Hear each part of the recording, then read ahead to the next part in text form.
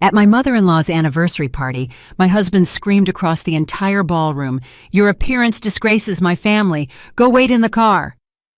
He then ordered his security team to forcefully shove me into the sedan and lock the doors. In desperation, I pounded on the tinted glass, tears streaming down my face.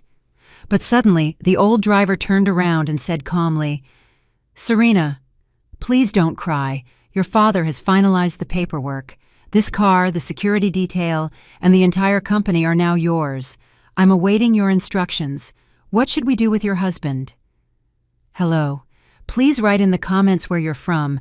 Don't forget to subscribe and like. Enjoy the listening. But to understand how a simple music teacher found herself facing such a choice, we need to go back just 1 hour. The Grand Ballroom of Atlanta's most exclusive venue, the St. Regis Grand, was filled with stifling opulence. Crystal glittered everywhere.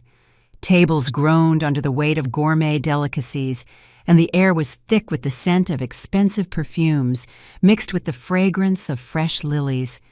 It was the 65th birthday celebration for Patricia Thorne, Marcus's mother. The city's entire elite had gathered here to pay their respects to a woman who considered herself the local queen of charity.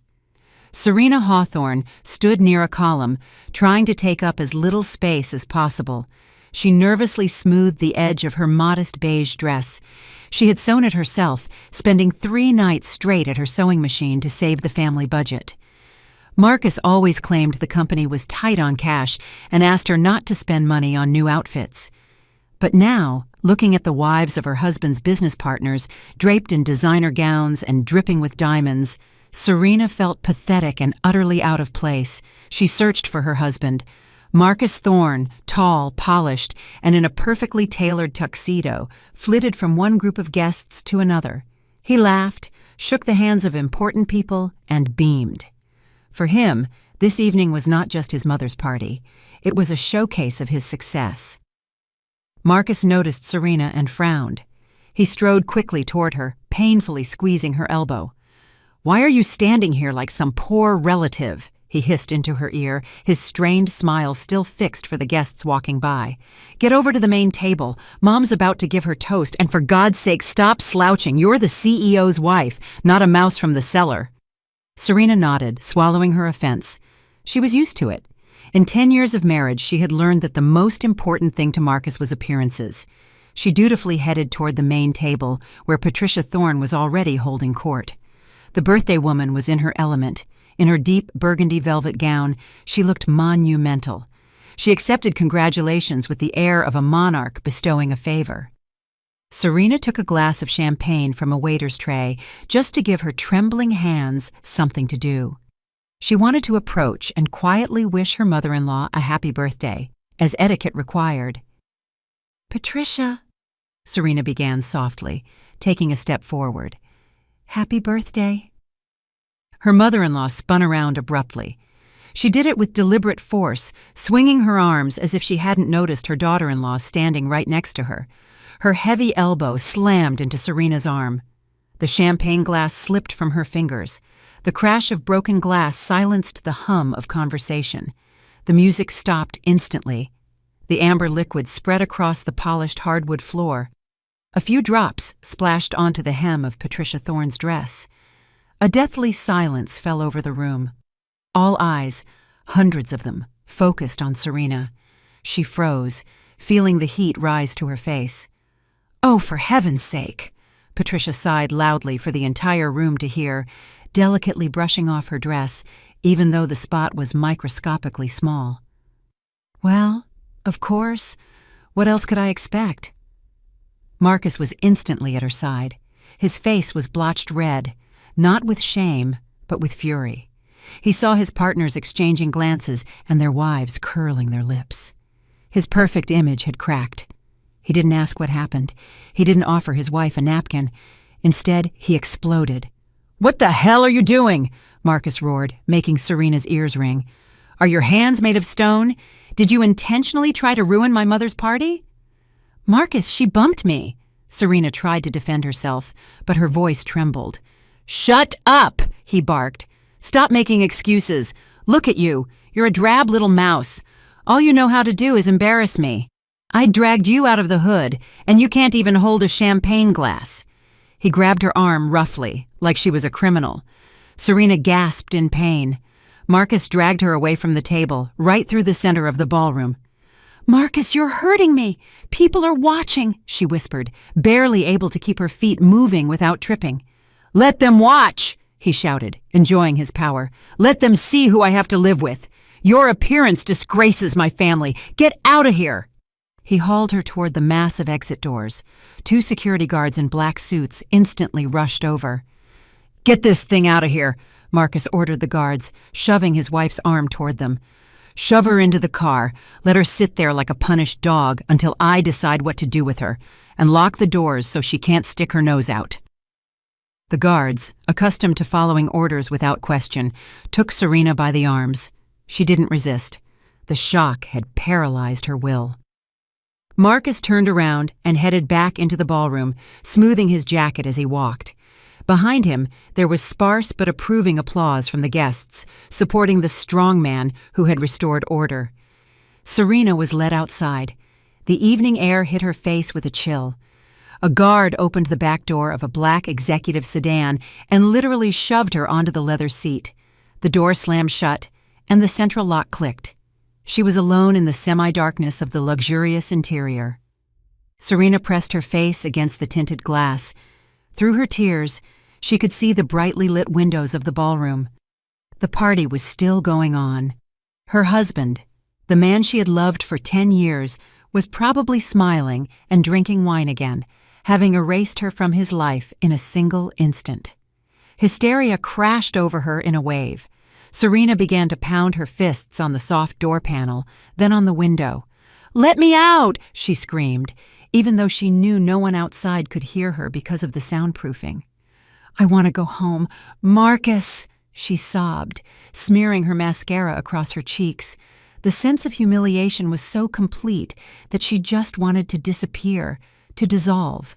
Life felt over. How could she look people in the eye tomorrow? How could she return to that house? Suddenly, she noticed she wasn't alone in the car. In the driver's seat sat Mr. James, the older driver who had worked for the Thorne family even before Marcus became a high-powered executive. He had always been silent, invisible as a shadow. Marcus often insulted him, calling him an old relic, but didn't fire him because Mr. James knew the city better than any GPS. Mr. James slowly turned off the engine. An absolute silence descended on the cabin, broken only by Serena's stifled sobs. The driver looked up and met her eyes in the rearview mirror. His gaze held no trace of his usual subservience or pity. There was something else there, something hard and resolute. "Serena," he said. His voice was unexpectedly firm. "Stop. Tears won't help, and they'll only hurt your cause." Serena froze, surprised by his tone. She wiped her cheek with the back of her hand. "Mr. James, please open the door. I'll just take a bus." "No bus," the driver cut her off. "We're not going anywhere until you know the truth." He turned his body toward her, holding a tablet. "Marcus Thorne thinks your father is a drunk failure who lives off the grid and keeps out of sight," Mr. James continued calmly. "That was the plan. Your father, Fletcher Beloit, wanted to test what kind of man your husband really was. The test dragged on for 10 years, and today it's over." Serena stared at him, not understanding a single word. What was he talking about? Her dad really did live simply. She used to send him part of her meager paycheck, hiding it from Marcus. "This morning, your father activated the blind trust transfer protocol," Mr. James said, handing her the tablet over the back of the seat. "Look at the screen." Serena took the device with trembling hands. A document from the Secretary of State's corporate registry was open on the screen. The lines danced before her eyes, but Mr. James tapped a finger on the relevant field. "Read it." "Owner of Thorne Group of Companies, Serena B. Hawthorne." Serena read it. Marcus's name wasn't there. It read, Hawthorne Serena B. "But how?" she whispered. "Marcus is the CEO. He's the owner." Marcus Thorne was never the owner, the driver interrupted her, a faint smirk playing on his lips. He was a hired manager. His contract was for exactly 10 years. The contract expired yesterday at midnight. Mr. James looked directly into her eyes, and now Serena saw a strength in the older man she had never noticed before. As of this minute, Marcus Thorne is nobody, unemployed, and you are his employer. You are the sole owner of this entire business, this car, and these security guards standing outside. Serena shifted her gaze from the tablet to the ballroom windows, where Marcus was celebrating his imagined power. Your father waited until Marcus showed his true colors, Mr. James added. He showed them. Now, it's your move. Serena still gripped the tablet as if it were a life raft in a stormy sea. The letters on the screen didn't change. Owner Hawthorne, SB. The meaning of those words reached her slowly, breaking through the fog of shock and resentment. She looked up at the driver. Mr. James didn't look away, and in his eyes, she saw expectation. I don't understand, she started, but her voice broke. Why did Dad stay silent? Why did he let Marcus treat me like that all these years? So you could see who you were with, Mr. James answered curtly, and so Marcus Thorne would lower his guard. He became complacent. But this is no time for philosophy, Serena. We have little time. He reached into the inner pocket of his jacket and pulled out a sheet of paper folded into quarters. Marcus didn't just kick you out of the party. He planned to destroy you tomorrow morning. Serena took the paper. It was a copy of a petition for divorce. The date was set for tomorrow. At the bottom, under asset claims, it stated that the spouse claimed nothing, as she had no income or contribution to the marital estate. He was going to serve you this tomorrow at breakfast, the driver continued, enunciating every word. He would have tossed you out on the street with one suitcase the moment his contract expired. He already prepared the security to keep you out of the apartment. You were just a spent resource to him. Something inside Serena snapped. The self-pity that had choked her moments ago suddenly evaporated. In its place came a coldness. An icy, searing cold. For 10 years she had darned his socks, cooked his diet soups, endured his mother's sneers, and scrimped on herself so he could look respectable. She loved him, and he was just waiting for the contract to end. She straightened her spine. The tears dried up on their own. Mr. James? Serena's voice had changed. It held a metallic edge she didn't know she possessed. Open the car. The driver nodded, pleased by the change.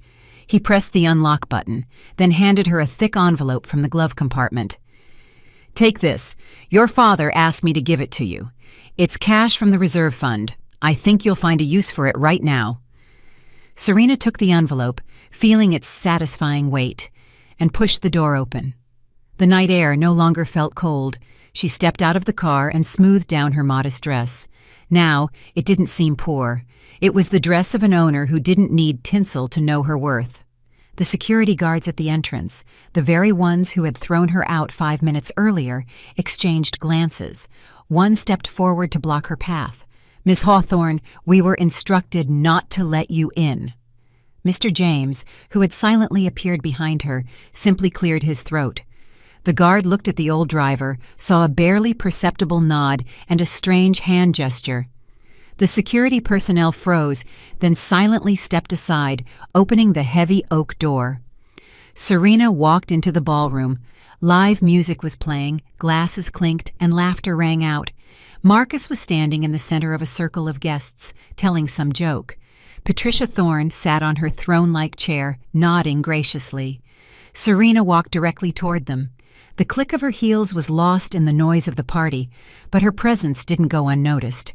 First, those closest to the entrance fell silent. Then the silence spread in a wave until it covered the whole room. The musicians, sensing trouble, stopped playing. Marcus turned around. Seeing his wife, his face flushed purple, his eyes narrowed with rage. He excused himself from his conversational partners and strode toward her, clenching his fists. "Have you completely lost your mind?" he hissed, stepping close. I told you to sit in the car. Are you trying to stage a scene in front of everyone? Security!" He looked around, searching for his team. 2 muscular men did enter the room, but they didn't rush to grab Serena. They stood by the wall, arms crossed, and looked at Marcus with stony faces. Serena did not stop. She walked right past her husband, as if he were an empty space, and ascended the small stage where the microphone stand for toast stood. "Get her out of there!" Marcus roared, losing all composure. "Mom, tell her!" Patricia Thorne half rose, opening her mouth to spew another insult, but Serena had already taken the microphone. "Good evening again." Her voice, amplified by the speakers, echoed through the ballroom, bouncing off the crystal chandeliers. "I apologize for interrupting the festivities." The room held its breath. Guests, used to scandals in the society pages, eagerly awaited the climax. "I am obliged to make an important announcement." Serena spoke calmly, looking directly at her husband, who was frozen in the middle of the room. "I, Serena B. Hawthorne, am the sole owner and founder of the Thorne Group of Companies." A whisper ran through the ballroom. Someone chuckled, assuming it was a drunken joke.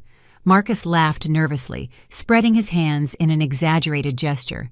"Folks, I apologize," he said. "My wife, she's not well. Overwork, a nervous breakdown. Serena, get off the stage. Don't embarrass yourself." "Due to the identified misappropriation of corporate funds," Serena continued, not even glancing at him, "I am making the decision to immediately terminate this banquet. This event was illegally paid for from the company's accounts. Funding is stopped. I ask everyone to please leave the premises." Marcus went white. He lunged toward the stage to rip the microphone from her hand. "You're delusional. What owner? You're a nobody. Security. Throw her out or I'll fire all of you." At that moment, Mr. James, standing by the entrance, nodded to the head of security. The 2 hulking guards, instead of grabbing Serena, stepped forward to intercept Marcus, blocking his path to the stage. "Mr. Thorne, please step away," one of them said gruffly. "It's the owner's command." Marcus froze, switching his frantic gaze between the guards and Serena. The guests began whispering louder. The atmosphere of scandal thickened. "This is a prank!" Patricia shrieked. "Marcus, what's going on? Do something!" Marcus tried to salvage the last scraps of his authority. He turned to the room, forcing a crooked smile.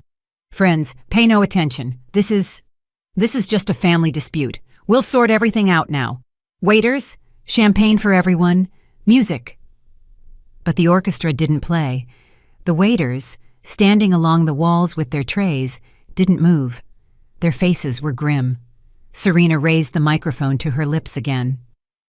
"There will be no champagne," she said, "and no music, because Marcus Thorne forgot to mention one small detail. He's bankrupt." She reached into the envelope Mr. James had given her. "I found out that the catering service and restaurant staff haven't been paid in 3 months," Serena announced loudly. "Marcus has been feeding you promises while hosting parties with the company's last dollars."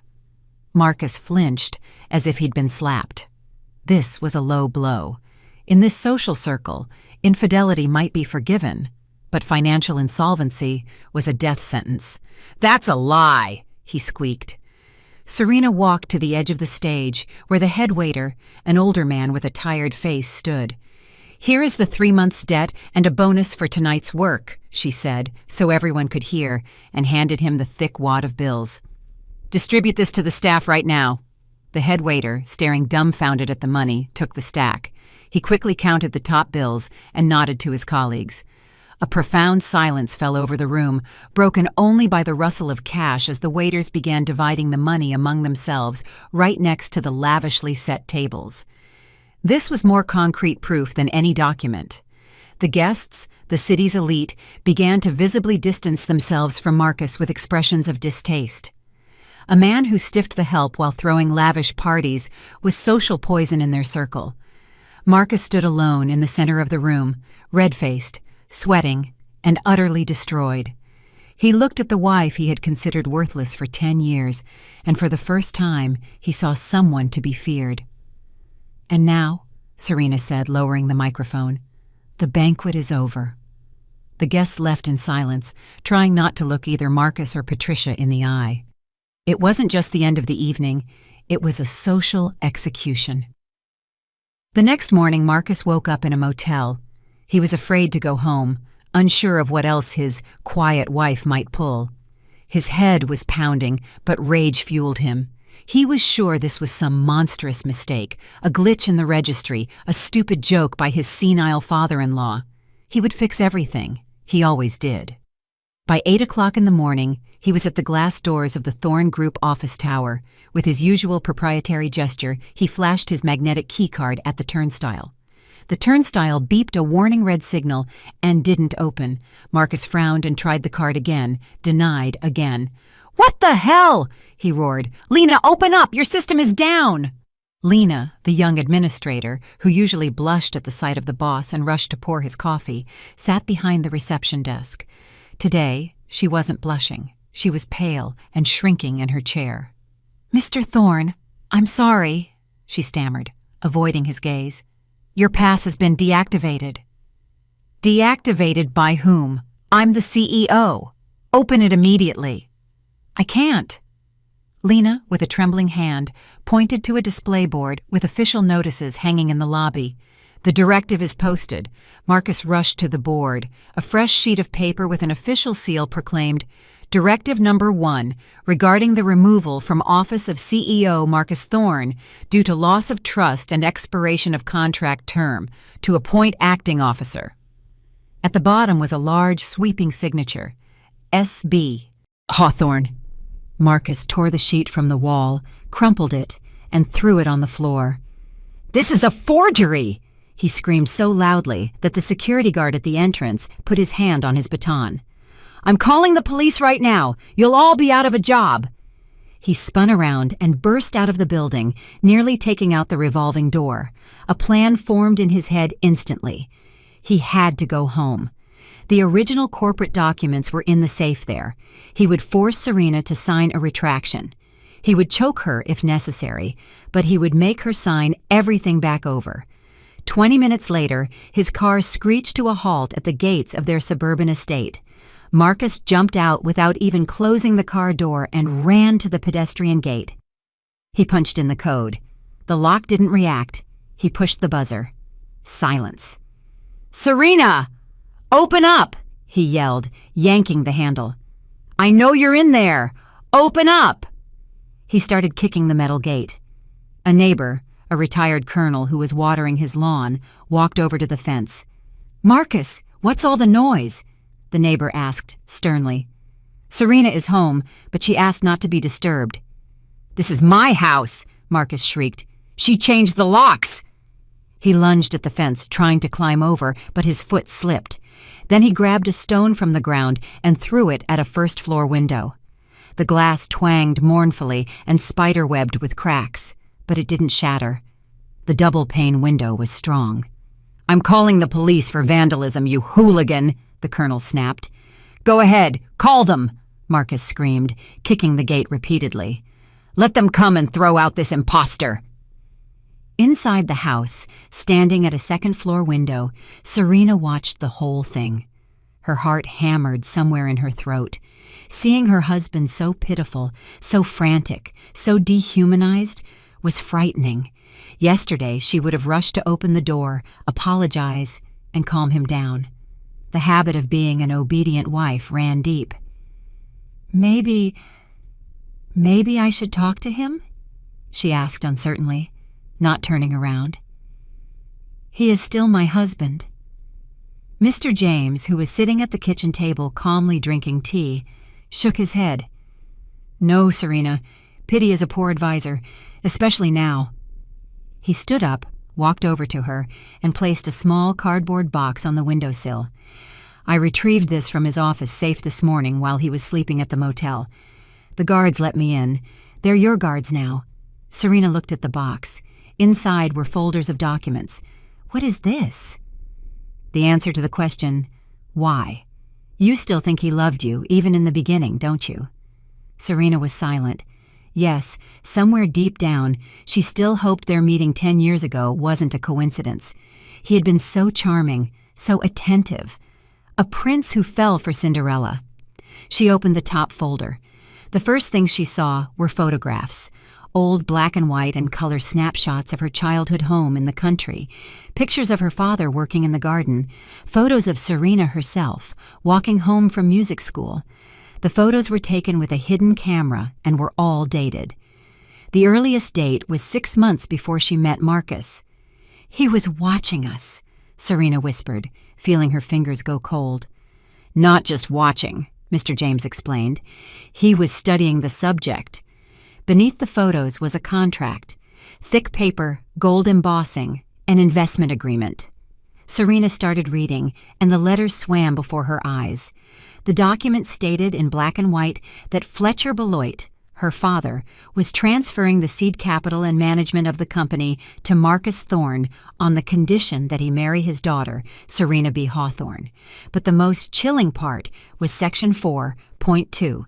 Full transfer of company ownership rights to Marcus Thorne will occur only upon the expiration of 10 years of continuous marriage.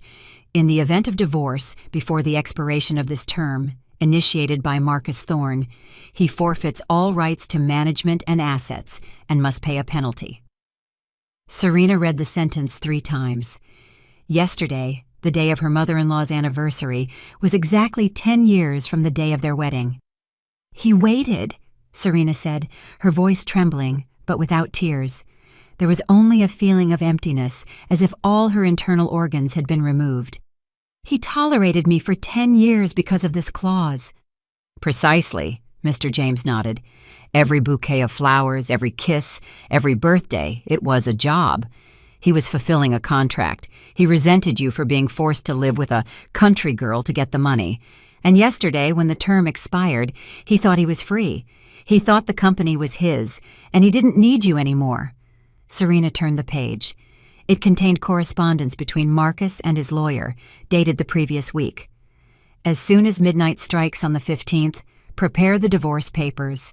I want to throw her out on the morning of the 16th. Make sure she doesn't get a dime. I've already wasted 10 years of my life on that gray moth." From the street came the wail of a police siren. Marcus at the gate fell silent. Serena closed the folder. Her hands no longer trembled. All the pity that had stirred within her moments before was dead. It was killed by those dry lines of a contract. 10 years of her life had not been a marriage, but a business project, in which she was merely an encumbrance on the assets. She looked out the window. Police officers were twisting Marcus's arms, pressing him against the patrol car's hood. He writhed and screamed that he was the master of his life. "Mr. James," Serena said, not taking her eyes off the scene, "call the police. Tell them we won't file a complaint for vandalism." The driver raised an eyebrow in surprise. "You want to forgive him?" "No." Serena turned to him, her face calm, like a mask.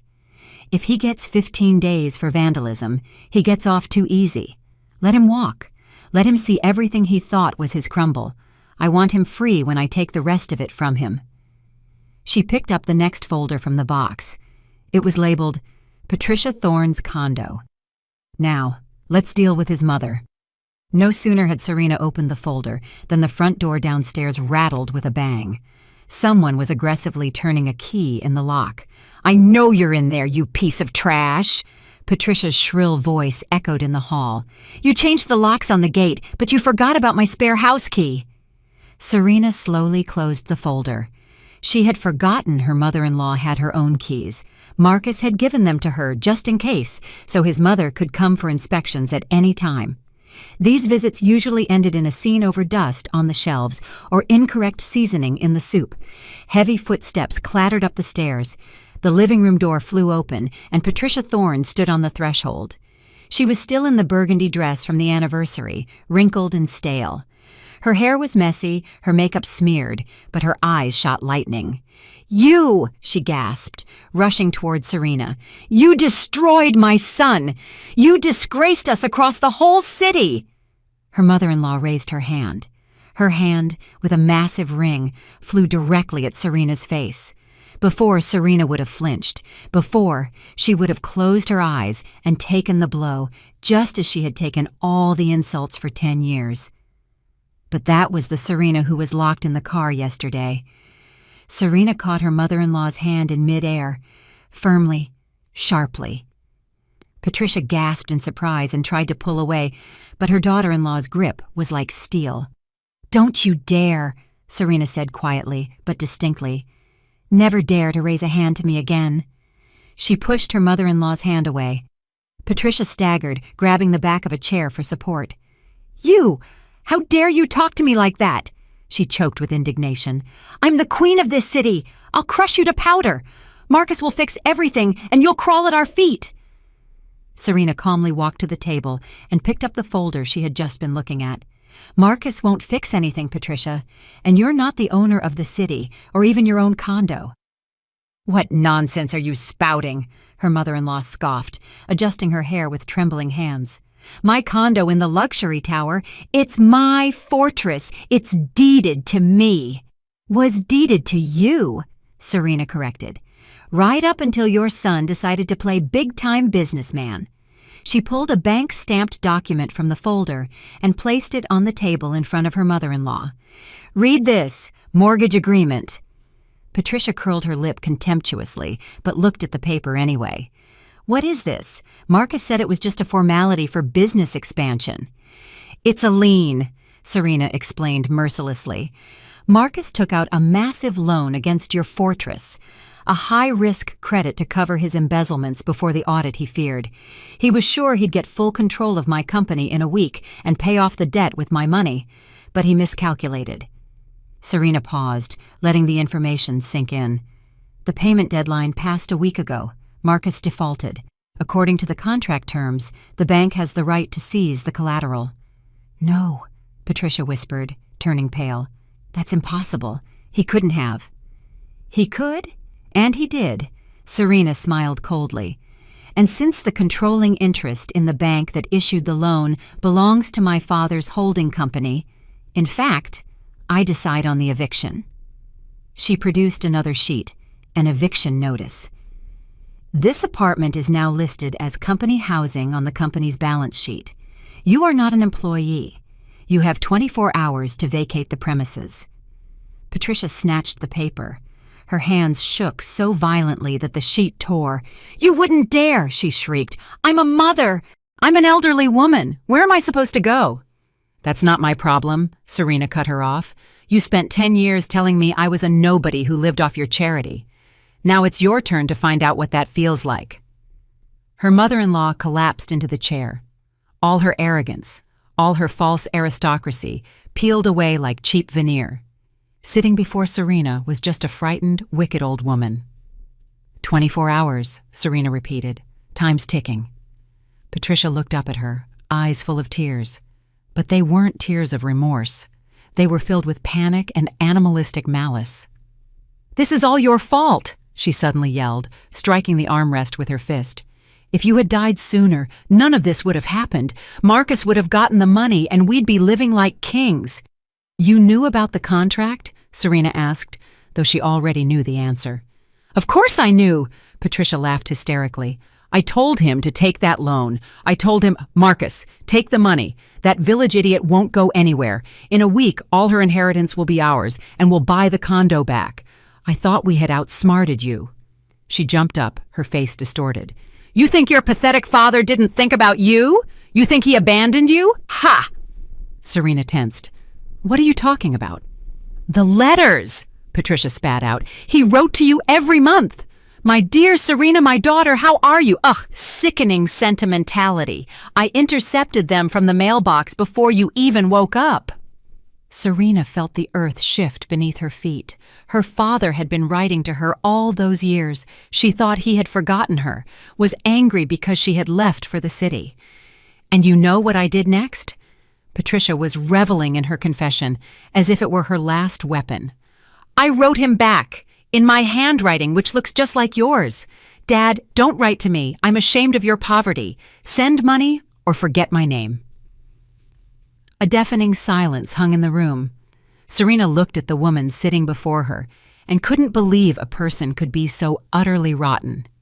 For 10 years she had cried into her pillow, thinking her father had stopped loving her. For 10 years she had felt like an orphan with a living parent, and this woman had simply stolen her mail and killed her relationship with her father, all for money. You are a monster," Serena whispered. "I'm a mother who wanted the best for her son," Patricia snapped back, "and you were just an obstacle." Mr. James, who had been standing in the shadows all this time, stepped forward. His face was crimson with suppressed rage. "Serena," he said gruffly, "allow me to throw her out right now. No need to wait 24 hours. Serena looked at her mother-in-law, who flinched, seeing the driver. "No," Serena said. Her voice grew stronger. "Let her pack her things. Every rag, every trinket. Let her feel every minute of her downfall. But the letters—" She walked right up to Patricia. "Where are the letters? Did you destroy them?"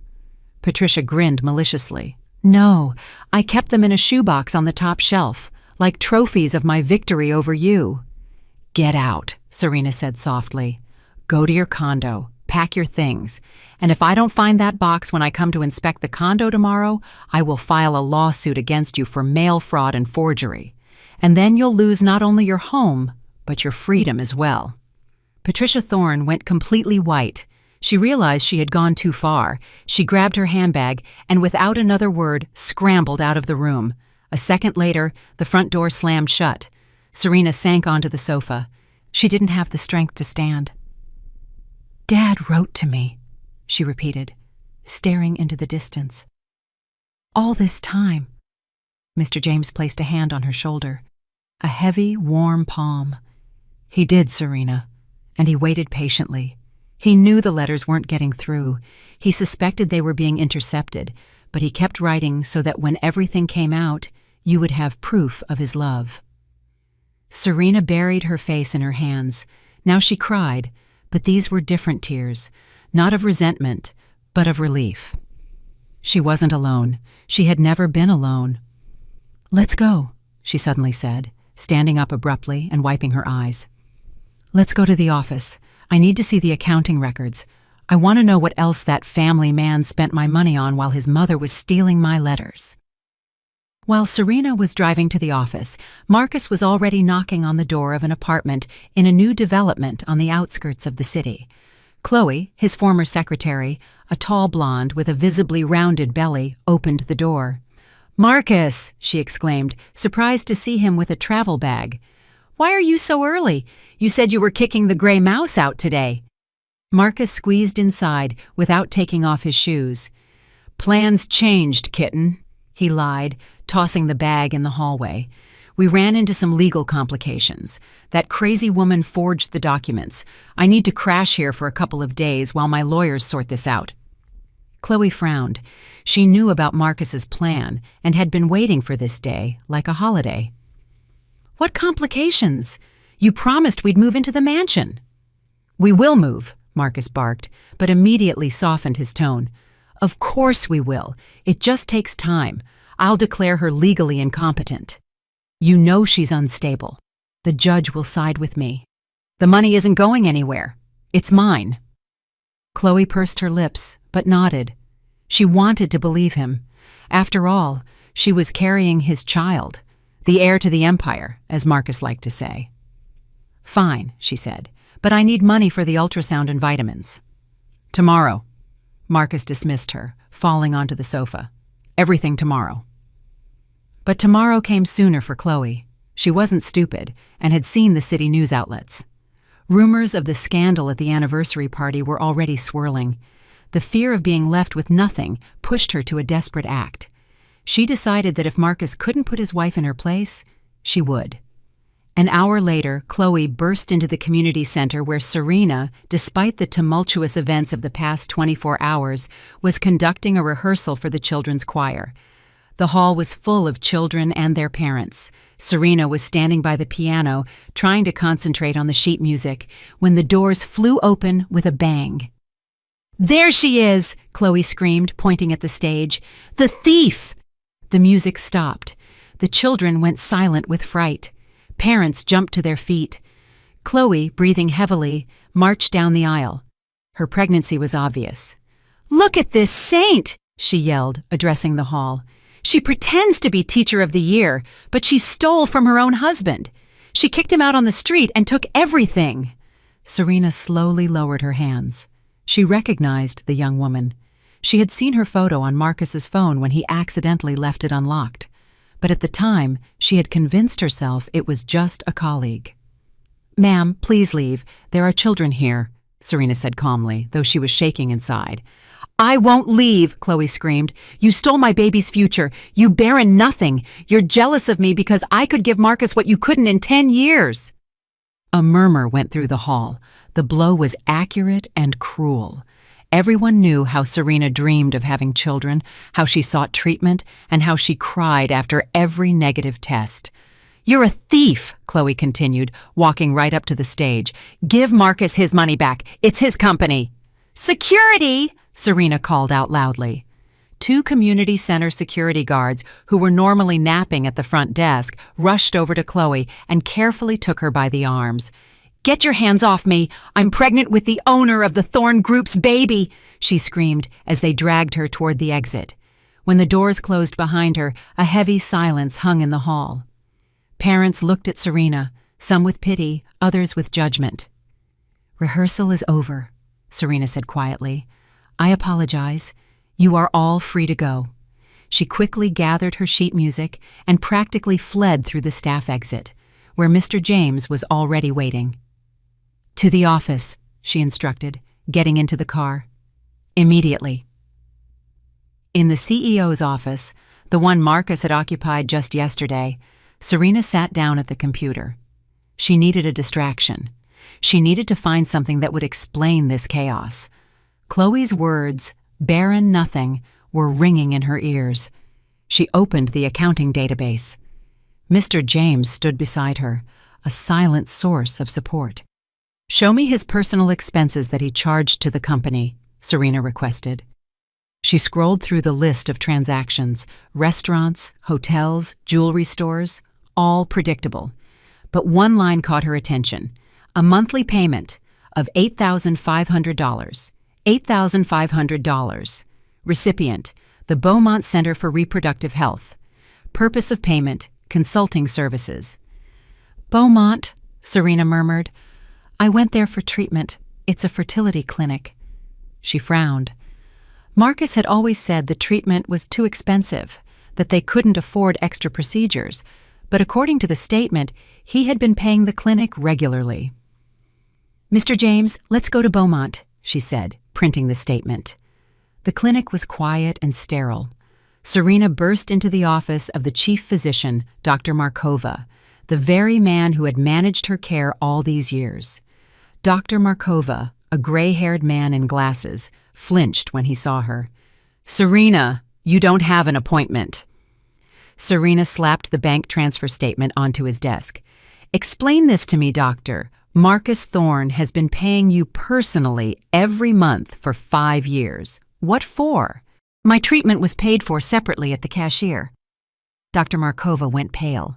He took off his glasses and began wiping them with a cloth. That is confidential information," he mumbled. "I am the owner of the company whose accounts this money came from," Serena said sharply, "and I am your patient.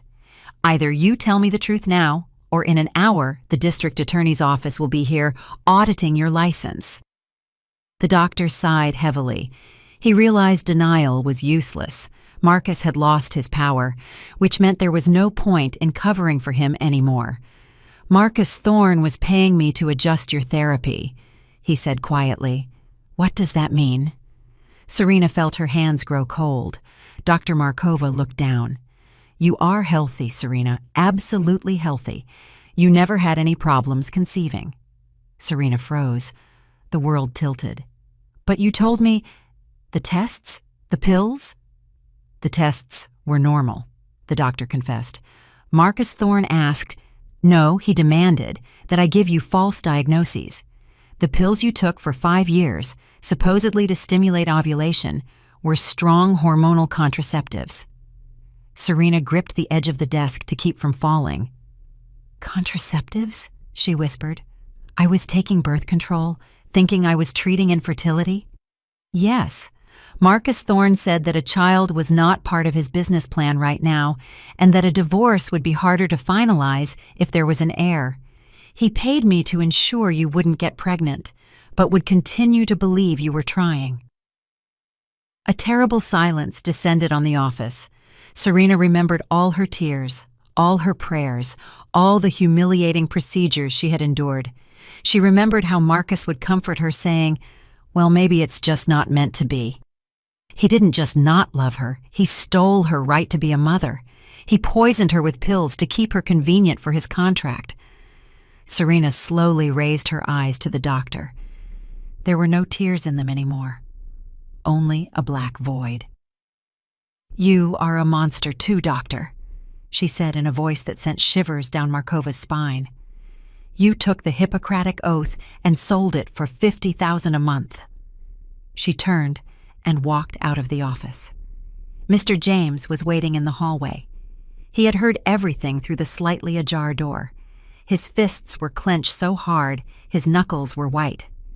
"Serena," he began. "Don't," she interrupted him. "No words. Let's go." "Where?" "Home. No." Serena stopped in the middle of the corridor. Her face was hardened. "We're going to block his accounts and take everything he has left. He wanted me to be childless. Fine. I will ensure he is naked." She pulled out her phone and dialed the bank. "Hello, this is Serena Hawthorne. Block all corporate cards issued in the name of Marcus Thorne and annul the lease agreement on his SUV right now. Let him walk." Serena hung up, the gesture feeling like pulling a trigger. The pain of her husband's and doctor's betrayal twisted inside her into a tight, hot knot. But now that energy wasn't destroying her, it demanded release.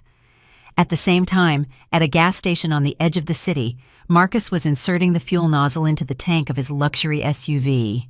He felt like a winner. Chloe was waiting for him at home. The plan to have Serena declared incompetent seemed brilliant. He took out his platinum corporate card and swiped it at the terminal. The terminal beeped and displayed a red message. "Declined. Card blocked." Marcus frowned. "Your machine's glitching," he grumbled to the attendant and pulled out his second card, a gold one. Beep. "Declined. Contact bank." Marcus started to panic. He tried a third card, his personal one, linked to the same salary account. Same result. "Sir, are you going to pay?" the cashier asked impatiently over the intercom. "You're holding up the line." "I'm coming," Marcus snapped. He reached into his pocket for cash, but remembered he had given his last big bills to Chloe for a cab. $200 bills lay forlornly in his wallet. Not enough for even 5 gallons. Suddenly, his car's engine stalled on its own, even though the key was in the ignition. A message flashed on the dashboard. "Remote engine lockout. Contact leasing company." "What?" Marcus slammed his fist on the steering wheel. "Are you crazy? I'm the CEO." He jumped out of the car and started calling the leasing department. "Mr. Thorne?" The manager's cold voice sounded like a verdict. "The lease agreement has been terminated by the company owner, Ms. Hawthorne. We have been instructed to impound the vehicle. A tow truck is already on the way. Please vacate the cabin and surrender the keys." Marcus stood in the middle of the gas station, feeling the ground disappear beneath his feet. Drivers behind him were honking impatiently. He had been thrown out of his own life with a single phone call. "Go to hell!" he yelled, throwing his phone onto the seat. "I'll walk, but I'll destroy all of you." He grabbed his briefcase from the passenger seat and ran out of the car. The tow truck was indeed turning into the gas station. Marcus walked along the shoulder, swallowing dust. One thought hammered in his head. Money. He needed money to hire lawyers, bribe a judge, and regain control. His gaze fell on his wrist, his Swiss watch, a gift from trusted partners for his 35th birthday. He had always been proud of it, telling everyone it was worth the price of a small house. "A pawn shop," he whispered. "That's it." An hour later, sweaty and furious, he walked into an upscale pawn shop downtown. "I need to sell this." He carelessly tossed the watch onto the velvet cushion in front of the appraiser. "I need $1 million urgently. We'll settle the rest later." The appraiser, an older man with a jeweler's loupe in his eye, took the watch. He examined it closely, looking at the mechanism, then removed the loupe and looked at Marcus with pity. "Young man, I don't accept replicas, even good quality ones." "Are you blind?" Marcus flared up. "It's genuine. Serious people gave it to me." "Your serious people cut corners," the appraiser smirked. "Chinese mechanism. The case is gold-plated, not gold. It's worth maybe $50 at a flea market." Marcus snatched the watch back. His hands were shaking. The people he considered friends and partners, the ones he tried so hard to impress, had simply played him. For 5 years he wore a cheap knockoff and boasted about it. He bolted out into the street. He had to call one of them. They had to help. He had done so much for them. He started scrolling through his contacts. Boris Peterson, owner of the construction firm. "Boria, buddy, it's Marcus. Listen, I have a situation here. Temporary trouble. I need to choke off my wife's funding." "Marcus." Boris Peterson's voice was dry. "Sorry, I'm busy, and don't call me again. We work with Fletcher Beloit now. You know who the real money man is. We don't need your problems." Dial tone. Next. Arcadius, the councilman. "RC, help me out!" Subscriber temporarily unavailable. Another one. Another nobody. Everyone turned away. They all knew Marcus was just a facade, and that facade had crumbled. He was king for an hour, and that hour was over. Despair crashed over him in a black wave. He had nothing. No car, no money, no connections, no friends. Even his watch was a fake. Chloe was waiting for money. If he showed up empty-handed, she would kick him out too. Then he remembered. The cabin. The old Thorne family cabin, which he hated but hadn't sold only because his mother begged him to keep the ancestral home. There, in the corner, hung antique icons, Grandma's icons in silver settings. His mother claimed they were miraculous and worth a fortune. "The icons," Marcus hissed. "I'll sell the icons to a black market collector. That'll be enough for a start." He flagged down a passing car, promising the driver he would transfer the money once he got to the internet. The cabin greeted him with silence and the smell of decaying leaves. Marcus didn't bother looking for the keys. He simply kicked in the flimsy porch door. Inside, it smelled of dampness and old wood. He rushed into the living room. There they were, 3 icons in the corner, gleaming dully in the gloom. Saint Nicholas, the Mother of God, and the Savior. The settings looked heavy, ancient. Marcus grabbed a chair, pushed it up to the shelf, and with trembling hands, lifted the center icon. "Forgive me, saints," he nervously chuckled, "but business is business." He flipped the icon over to check the artist's mark and froze. On the back of the board, written in black marker, was Reproduction, 2018, Sofino Art Workshop. He grabbed the second one. Reproduction, the third, the same thing. "What?" he yelled, throwing the icon onto the floor. "Where are they? Where is the silver?" The frame cracked, and a cheap paper lithograph glued to plywood fell out. "Looking for the originals, Mr. Thorne?" The voice came from the doorway. Marcus spun around violently. Mr. James stood there in his usual chauffeur's jacket, hands in his pockets. He looked at Marcus not as a former boss, but as a misbehaving cat. "You!" Marcus shrieked. "You stole them, you old thief! Where are the icons?" "I didn't steal them. I saved them," the driver replied calmly, stepping into the room. 5 years ago, when you first put your mother's condo up for collateral, I knew what kind of person you were, a person who would sell everything. So I replaced the originals with copies. The real icons are in a safe deposit box in Serena's name." Marcus clenched his fists. Rage blinded him. This old man, this silent servant, had been smarter than him all along. You were always against me," Marcus hissed, moving toward the driver. "I knew it. I felt it. You were spying on me." "I was just watching," Mr. James shrugged. "And listening." He pulled out his phone. "Would you like to hear what I heard?" Mr. James pressed the screen. Marcus's voice played from the speaker. The recording was clearly made in the car, likely on the dash cam Marcus had forgotten about. Yeah, Chloe, just be patient a little longer. As soon as I get full control, I'll clean house. I'll throw that gray mouse in a mental institution. And the old fart, that driver, I'll fire him first thing. Or no, better yet, I'll set him up, frame him for stealing spare parts, and let him rot in jail. He knows too much. Chloe's recorded voice giggled. You're so cruel, kitten. I'm pragmatic, Marcus's recorded voice replied. In this world, only predators survive, and that old man is used up material, just like my dear wife. The recording cut off. Marcus stood, breathing heavily. He was caught. Caught by his own words, caught at the scene of the crime, caught in his own lies. You wanted to put me in jail? Mr. James asked softly. For a theft I didn't commit. And now you're standing here in someone else's property with a smashed icon at your feet. That's breaking and entering, Mr. Thorne. Section 139 of the Penal Code and attempted theft of cultural artifacts. Marcus looked around. The window was cracked. The door was kicked in. He was trapped. Mr. James? Marcus's voice suddenly became ingratiating, pathetic. Why do we need the police? We're family. I spoke in anger. Let's make a deal. I'll pay you. Later, when I get the money back. The driver shook his head. There was so much contempt in his eyes that Marcus felt physical pain. You still don't get it. Money doesn't decide anything here anymore. I called the squad 10 minutes ago. Hear that? In the distance, an actual siren wailed on the highway. Marcus dashed toward the window, but Mr. James blocked his path. The older man was surprisingly strong. He simply held out his arm, and Marcus, running into it, bounced off and hit the wall. Sit tight, the driver ordered. Wait, it's time to answer for your words.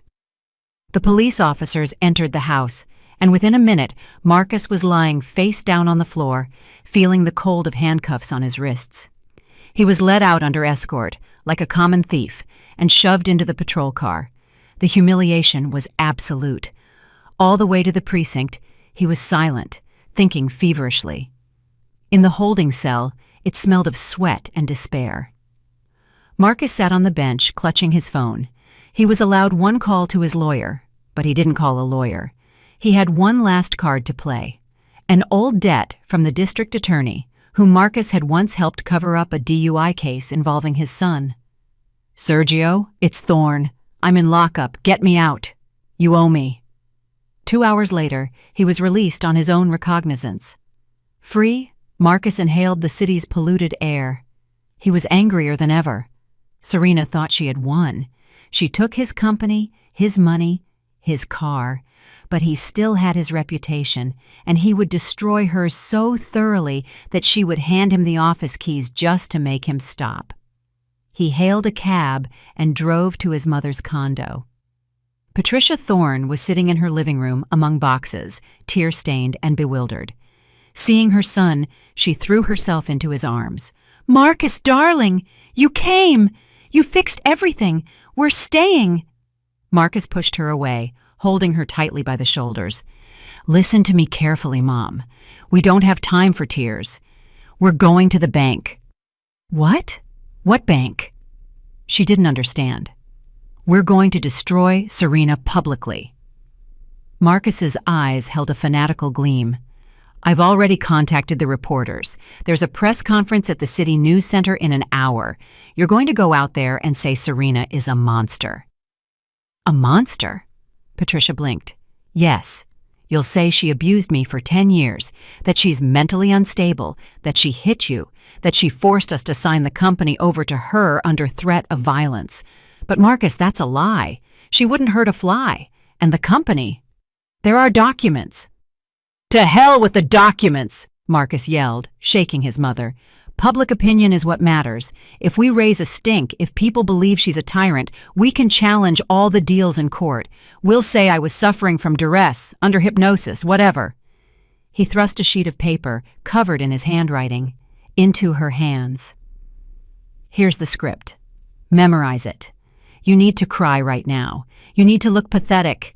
You're a poor, miserable mother being thrown out on the street by a cruel daughter-in-law. Got it? Patricia's eyes scanned the lines. She starved us. She threatened to kill Marcus. She's a cult member. Marcus? This is too much, she whispered. It won't be exposed. He cut her off. Either you do this, or you sleep in a shelter tomorrow. Choose. Patricia swallowed hard. The fear of being homeless outweighed the fear of lying. She nodded. An hour later, dozens of journalists sat in the conference room.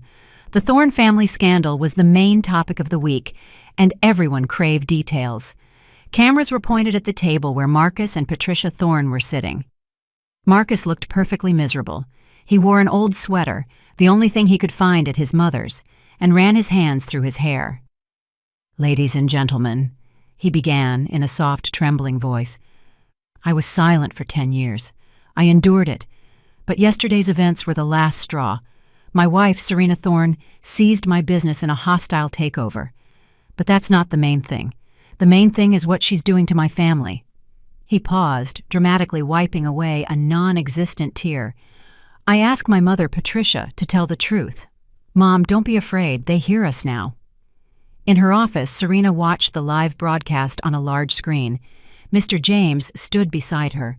Should I turn the sound off? He asked, seeing how white Serena's knuckles were. No, she said firmly. I want to see how low they can sink. On the screen, Patricia Thorne pulled the microphone toward her. She looked miserable, trembling hands, shifty eyes. Marcus placed his palm on her hand, squeezing it. To the cameras, it looked like support, but Serena knew he was hurting her, forcing her to speak. Patricia began. I want to make a statement. Marcus gave her an encouraging nod, but the threat was clear in his eyes. Go on, you old fool. Read the script. Patricia looked at her son. Something clicked in her head at that moment. She remembered how he had screamed at her an hour ago, how he had forced her to take that loan that cost her the condo, how he had always used her. She turned her gaze to the camera. Live broadcast. The whole city is watching. Serena is watching. If she lied now, Serena would destroy her, throw her out without mercy. And Marcus? If he won, he would become king again. And then what? Would he remember his mother, or would he use her and discard her again, just like he used Serena?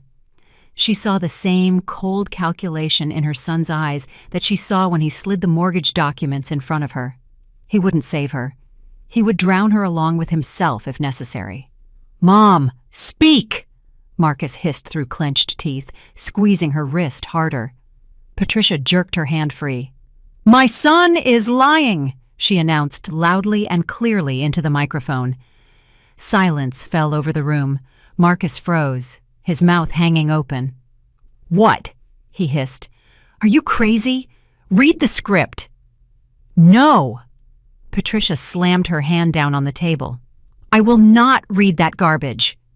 She turned to the cameras, and now her voice was hysterical. But it was the sincere hysteria of a cornered animal who decided to bite. He forced me to come here. He wrote this script. She crumpled the paper and threw it in Marcus's face. He wanted me to lie about Serena, but Serena is not at fault for anything. The journalists leapt to their feet, flashbulbs popping. This was a sensation.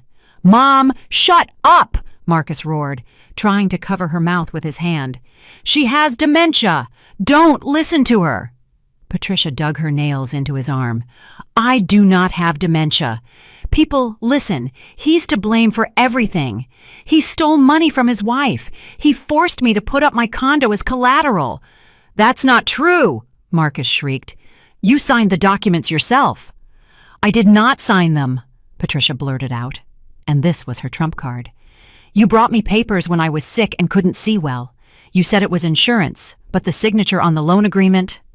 I saw it later. It's not my signature. You forged it.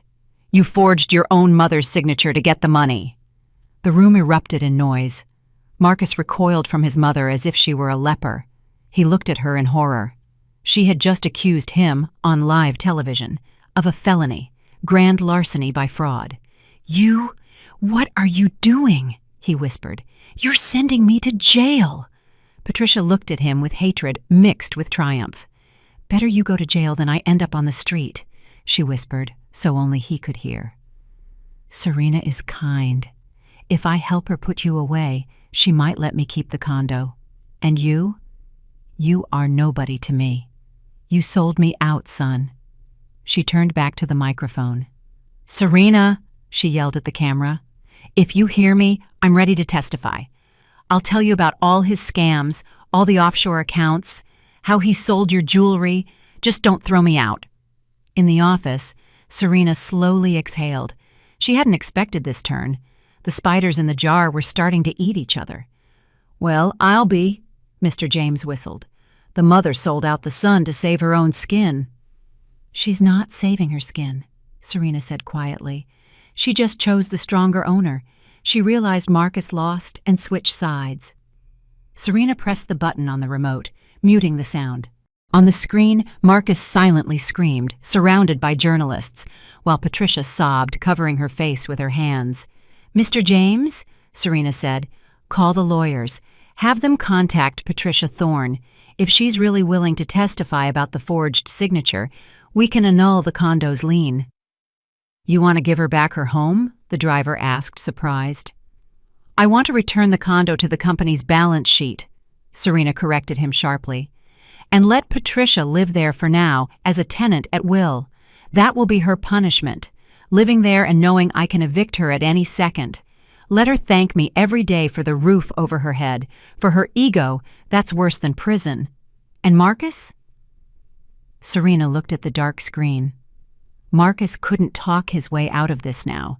His mother's testimony was the final nail in the coffin. At that moment, Mr. James's phone rang. It was the head of security. Serena, the driver handed her the phone. They say Marcus ran away from the press center through the back door. The journalist almost tore him apart. Where would he go? Serena asked. He has nowhere left to go, Mr. James replied. No condo, no car, no money. His mother betrayed him. There's only one place left where he might try to grab one last thing. Serena understood. The community center. The annual concert was tonight. He would go there. He would try to stage one last spectacle. She stood up. Let's go. We should meet him properly. Marcus ran through the city's back alleys, pulling his hoodie low over his eyes. He felt like a hunted wolf. His phone was ringing off the hook with calls from reporters, but he threw it into a garbage can. He needed a place to catch his breath. Chloe's apartment. He reached her building at dusk. The key worked, and Marcus stumbled into the hallway, breathing heavily. Chloe, he called out. Chloe, pack your things. We're leaving. Silence. Marcus walked into the bedroom. Empty. The closets were open. Hangers lay on the floor. Chloe's things were gone. He rushed to the dresser, where he kept a stash of money in the bottom drawer under his socks. A packet of $100 bills he managed to pull from the safe before he was kicked out of the office. It was his last money, his ticket to a new life. The drawer was empty. At the bottom was a note, written in lipstick on a torn sheet from a notepad. Marcus, you're a loser. I'm not raising a baby for a penniless felon. I took the money as compensation for wasted time. Goodbye. Marcus roared. The sound that tore from his throat was like the howl of a wounded animal. She had robbed him. That girl, the one he showered with gifts. It's over, he whispered, slumping to the floor. Everyone betrayed me. Mom, wife, mistress. Only one thought remained in his inflamed brain. One goal. Serena. This was her fault. She was pulling the strings. She turned everyone against him. He had to look her in the eye. He had to force her to give everything back. He knew where she was. The big concert was tonight at the community center. She wouldn't miss it. She loved those sniveling kids too much. Marcus jumped up. There was no fear in his eyes anymore, only madness. The atmosphere in the community center auditorium was solemn. The children's choir, dressed in white shirts, stood on the stage. Serena, in a severe black dress, stood with her back to the audience, holding her conductor's baton aloft. She was focused. Music healed her soul, helping her forget the grime of the last few days. The children began to sing. Pure, clear voices filled the space. Parents in the audience smiled. Some secretly wiped away tears. Suddenly, the doors at the back of the hall burst open with a crash. The music didn't stop immediately, but the heads of the audience began to turn. Marcus stood in the aisle. He looked awful, dirty, disheveled, with a frantic look in his eyes. "Bravo!" he yelled, clapping his hands. "Bravo, Saint Serena!" Serena lowered the baton. The choir fell silent. The children looked around fearfully. Marcus walked down the center aisle, staggering. "Look at her!" he screamed, pointing at the stage. "Standing there, conducting. But do you know who she really is? She's a thief! She stole my life!" He reached the middle of the hall. "Give me back my company!" he shrieked. "Give me back my money! You're a music teacher. Your place is in this dump, not in the CEO's chair." Serena slowly turned to him. She stood on the slight elevation of the stage and looked down at her husband. There was no fear in her gaze, only boundless weariness and pity. "Marcus, leave," she said softly into the microphone. "Don't frighten the children." "I won't leave!" Marcus lunged toward the stage, intending to climb the steps. "I'll throw you out of here. I'll make you sign." But he didn't take another step. A large man, the father of one of the choir singers, a factory worker, rose from the front row. He stood silently in the aisle, blocking Marcus's path. "Listen, buddy," he said in a deep voice. "You need to get out of here. Serena asked you not to disrupt us." Another man stood up behind him, and then another. Women began standing too, shielding the children seated in the hall. "Get out!" yelled a grandmother from the balcony. "Don't you dare touch our Serena!" "Shame!" others chimed in. "Drunkard! Brawler!" Marcus stopped. He looked around. A wall of people surrounded him, ordinary people in inexpensive clothes whom he had always despised, calling them the masses. But now these masses looked at him with such strength and contempt that he felt terrified. He was alone, completely alone, against an entire auditorium, against a community that loved and respected Serena for her work, for her kindness, not for her father's money. You don't understand," Marcus muttered, taking a step back. "She tricked me." "You tricked everyone," the worker said, taking a step forward. "We watched the news. You set up your mother, you poisoned your wife. Get lost before we call the cops, or before we rough you up ourselves." Marcus looked desperately at the stage. "Serena," he pleaded, hysterical notes creeping into his voice. "Tell them! I'm your husband! I'm the owner! I demand to speak to the owner!" Serena placed the baton on the music stand. She walked down the steps of the stage. People parted before her, forming a corridor. She walked toward Marcus calmly, her back straight. She stopped 2 steps away from him. "You wanted to speak to the owner?" she asked. "I'm here."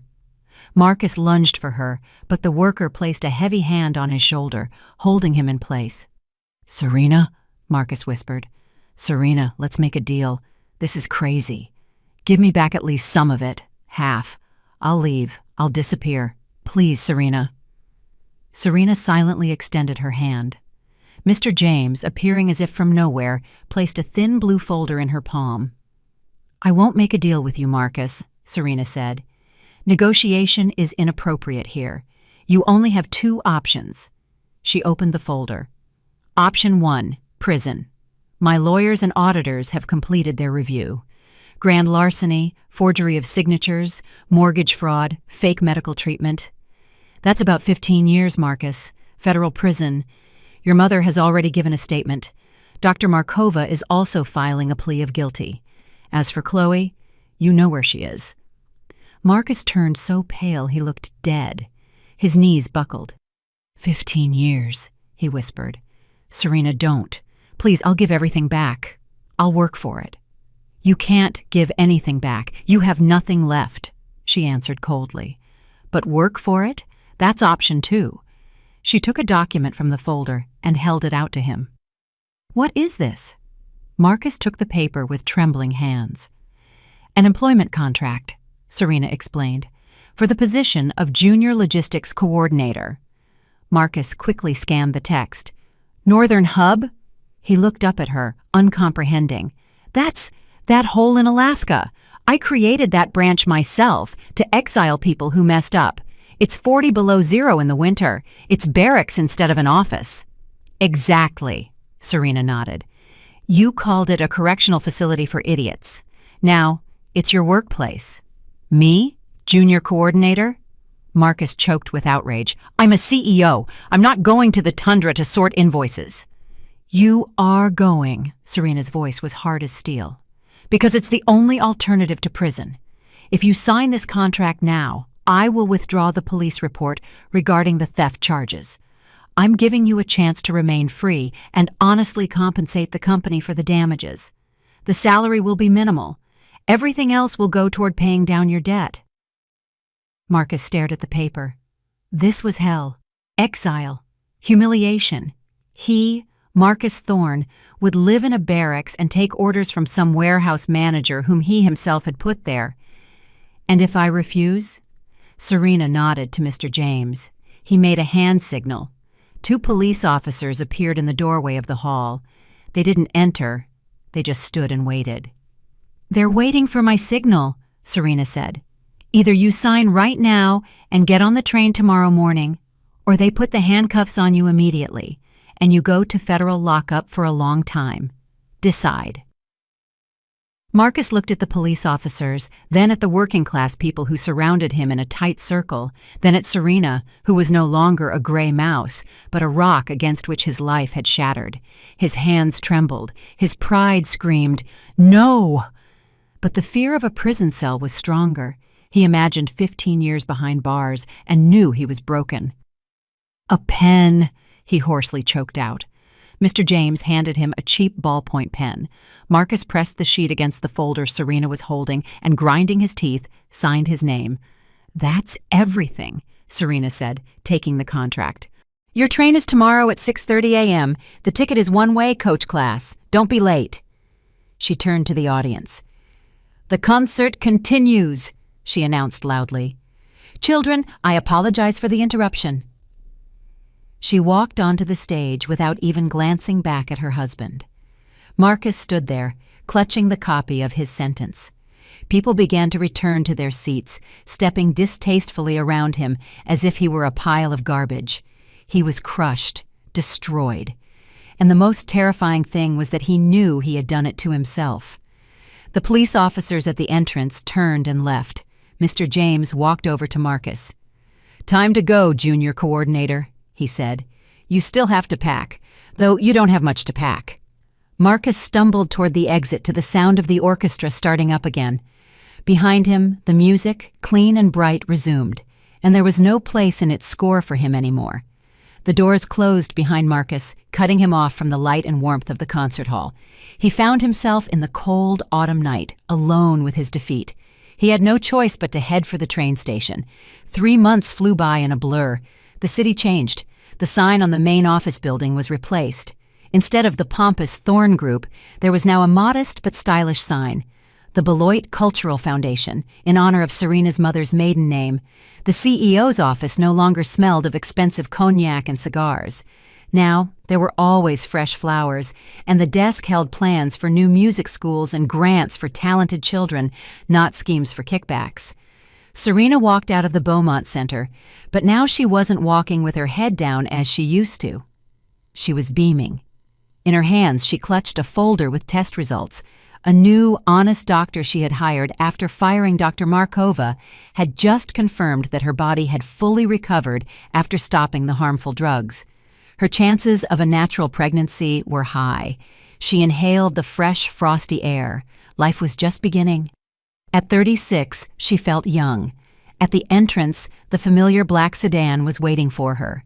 Mr. James, who now officially held the position of head of security, but, by old habit, liked to drive Serena himself, opened the back door. "Good news, Serena?" he asked, noticing her smile. "The best, Mr. James," she replied, sitting down. "We're starting the protocol. The doctor said I'll most likely be pregnant by spring." "Thank God." The old man smiled genuinely, closing the door. The car smoothly pulled away. "By the way," Mr. James said, looking in the rearview mirror, "Patricia Thorne called. She asked me to pass on her thanks for paying her utility bill this month, and she asked if she could get a kitten. She's lonely in the studio apartment. Serena looked thoughtfully out the window. Patricia now lived in a tiny studio condo on the outskirts, which Serena had allocated to her from the company's old housing stock. No luxury, no servants, just a small pension and a stipend from the foundation that depended on her good behavior. And strangely enough, it had done her good. Stripped of the ability to plot and pretend to be a queen, Patricia had become a quiet, devout old woman who was afraid to disturb her daughter-in-law unnecessarily. "Let her get one," Serena nodded. "Animals make people kinder. Maybe her heart will finally soften for real, not out of fear." The car turned onto Central Avenue. The city was getting ready for Christmas. Storefronts glittered with string lights. "And how is our Arctic coordinator doing?" Serena asked, not naming him. She tried not to think about Marcus, but sometimes curiosity got the better of her. "Did he make it to Alaska?" Mr. James chuckled. "He didn't make it, Serena. He was fired even during the training phase at the logistics head office here in the city. It turns out he can't even sort invoices. He made too many mistakes, mixed up the cargo, started insulting the supervisors, screaming that he was the former owner. In short, they kicked him out with a bang 3 days after he signed the contract." "And where is he now?" Serena asked. "In jail?" "No, we withdrew the report, as agreed. He's free, but he has to eat." The car paused at a traffic light. "And with his employment record, a dismissal for professional incompetence, and his reputation, he can't get a decent job." "Look to your right, Serena," Mr. James said quietly. Serena turned her head. On the sidewalk, stooped over, stood a man in a bright orange municipal services vest. He was chipping ice with a heavy iron pole, clearing the curb. His face was gray, windburned, and unshaven. On his head was a knitted cap pulled low over his ears. It was Marcus, the former king of his life, who despised simple laborers, now one of the people he used to ignore. He paused to catch his breath and leaned on the pole. His gaze swept over the black sedan stopped at the light. He recognized the car. He recognized the license plate. Marcus froze. He peered into the tinted glass of the back window, trying to see the silhouette of the woman he had humiliated for 10 years. There was no anger in his eyes, only emptiness and an endless, gnawing sorrow for the lost paradise he had destroyed with his own hands. Serena watched him. She expected to feel malice, triumph. But she felt nothing, neither pity nor anger. He had become just a part of the landscape to her, like the dirty snow he was clearing, a past that had melted away. "Green light," Mr. James said. Serena turned away from the window. "Let's go, Mr. James. We have a lot to do. Rehearsal tonight." The driver pressed the gas. The car smoothly accelerated, leaving the hunched figure in the orange vest behind. Marcus watched the receding red taillights, then spat on the ground, gripped the heavy iron pole more tightly, and started chipping the ice again. Serena pulled out her phone and dialed her father's number. "Dad, hi. Yes, I'm heading home. No, I'm not alone. I always have someone with me now, hope and love. I'll come visit you at the farm this weekend. Wait for me." She smiled at her reflection in the dark glass.